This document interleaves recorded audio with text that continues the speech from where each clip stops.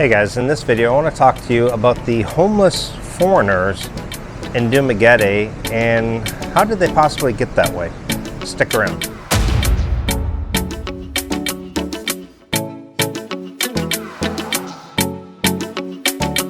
I decided to do this topic because this is really like a follow-up video to what I did about a month ago called Broke Expats in the Philippines. If you haven't seen that video, you can click on the link up above to see that video. But there are a couple of expats that I see on a regular basis, and I think at some point I will reach out to them when I see them and see if they want to sit down, help them out, get them a meal or something like that, see if we can help them out. But the first one, I don't know if he would even be able to do an interview because I guess he has been in Dumaguete for years and years and years.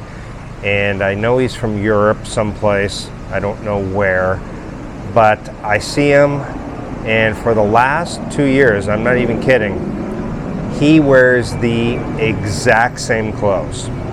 I don't know where he lives.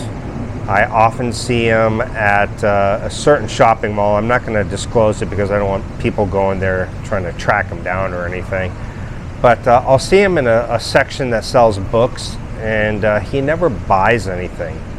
I'll also see him in the grocery store and other places, and I've never seen him with any kind of package purchasing anything. It's just kind of like he window shops. So this guy in particular, like I said, he's always at the certain mall. That's where I see him. I've even seen him a couple years ago. I saw him at the Why Not Lounge in Dumaguete, which is like a little dance club, bar slash, people go there to play pool. Kind of an unsavory place a little bit. You get all the lady boys, the prostitutes, you get the drunk expats. It's not really an ideal place to go if you're looking to meet a quality Filipina. But if you want to go out and have a good time one night, then yeah, you can go there and hang out and just sit back and watch the freak show. But anyway, the point is he wears the exact same clothes, and I'm not even kidding. It's been several years, and I swear to you, exact shoes, jeans, shirt, everything. It's just always the same. And I'll see him sometimes, like I said, at the certain mall. And in particular, this one area, he will be where there are books. And I'll see him standing around for an hour reading.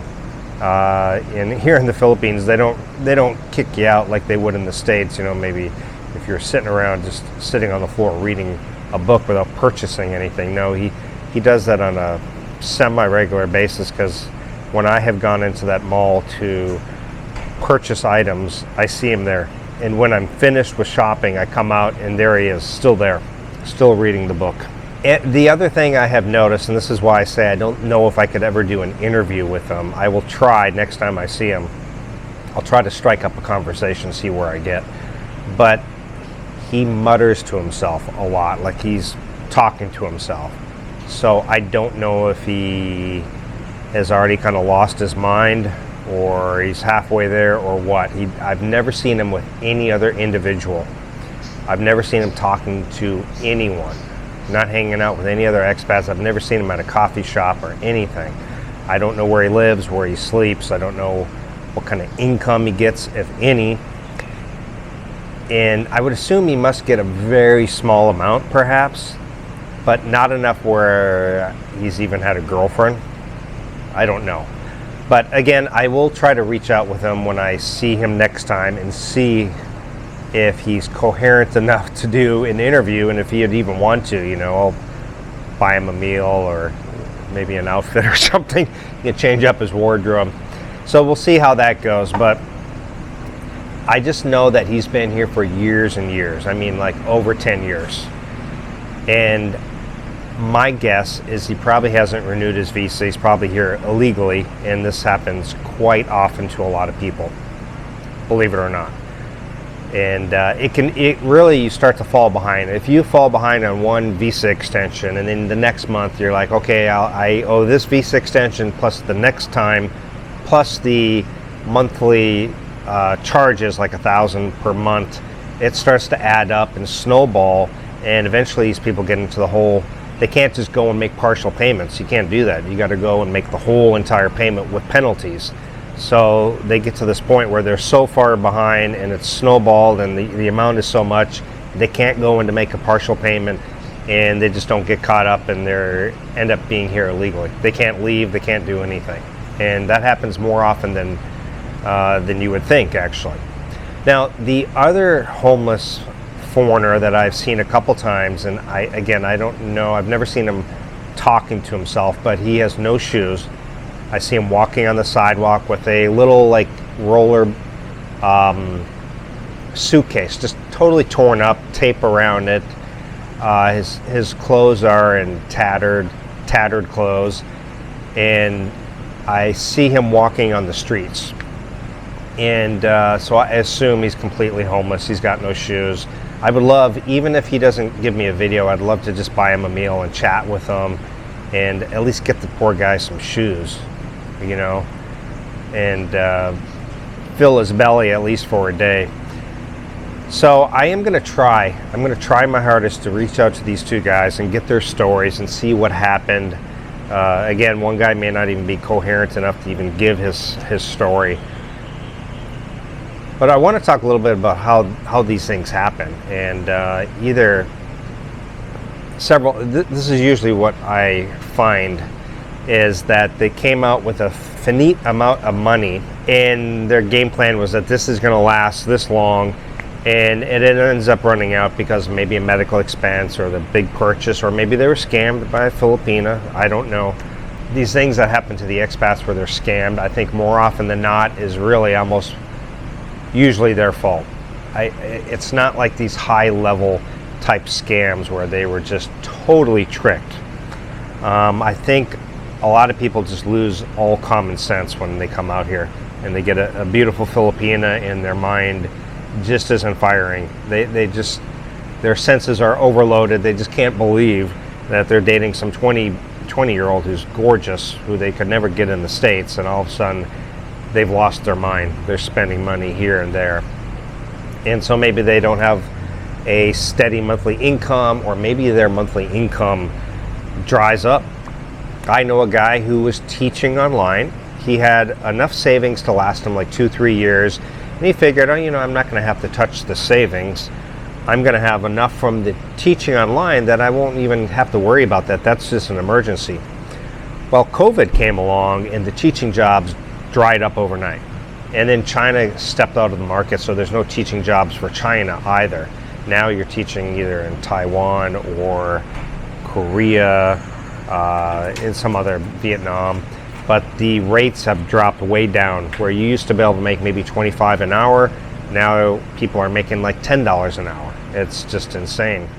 And so anyway, what happened with him is the teaching job dried up, and he ended up leaving the Philippines for like over a year while this whole COVID thing was happening. And he went through most of his savings, and now he's back to teaching online again, but at a way reduced rate. So now his savings is gone, his teaching salary has dropped to half, and his lifestyle has completely changed. And again, he's almost stuck here. He doesn't have enough money where he could go back home and reestablish himself, unless you got a family member who's willing to help you out, let you stay in their house until you find work.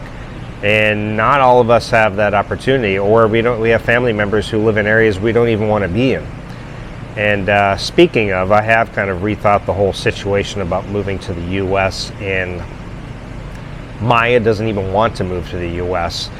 And thinking about it, I really have to go back to my roots of why I came here in the first place, and that was to get rid of the 9-to-5 job, the stress, the high cost of living.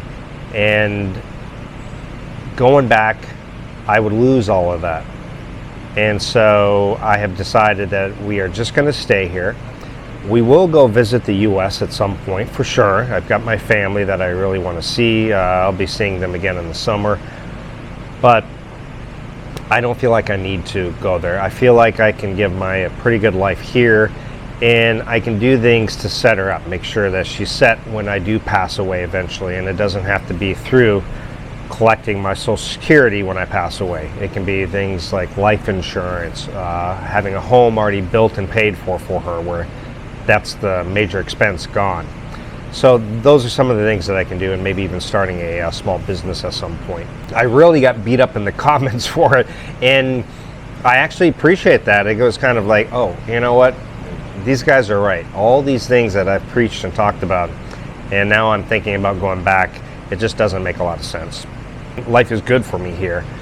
Financially, could I do better? Sure, of course. Everybody could always do a little better financially, but I have enough income from various sources that I feel secure, and I live a pretty good lifestyle. And I'm able to travel, I'm able to purchase things that I need, and I can live in a little bit of an upgraded Western style, I would say. Not totally Western lifestyle, 100%, but you know, at the halfway mark anyway. So anyway, back to the video. Really, I just don't get how the expats come here and they get to the point where there's just no savings left, their income has dried up, and then they are stuck.